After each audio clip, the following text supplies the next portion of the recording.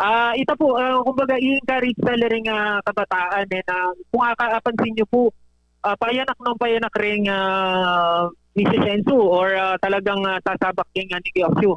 Kumbaga, may educate na lang po kasi talaga. So, tuloy-tuloy tamo po, and we have to be consistent. Dapat itang program tamo i-educate palalo rin kakatamong kabataan na lisenso na magnegosyo. Kasi madalas kasi uh, in mindset na kasi rin kahit mo mali mo rin kasi itang para kakupon na kultura na mag-aral kang masalese para may kaobra ko.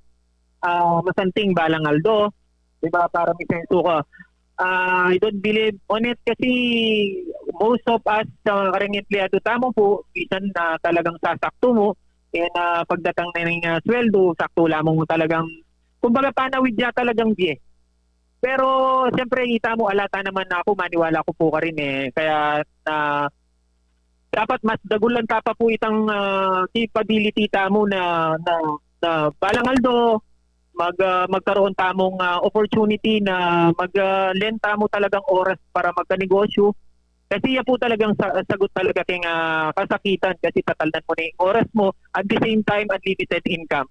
So, yako po may itong pag nasa na maging bukal or board member na ng Tercera Distrito, itong yan po itang asa po itang capability ko at saka itong kabiasnan ko hanggang papaano aturo ko po rin kababayan tamo na magnegosyo hanggang makanano mo kasi yan po talaga, metong yan po talaga kaya nga dito success po talaga.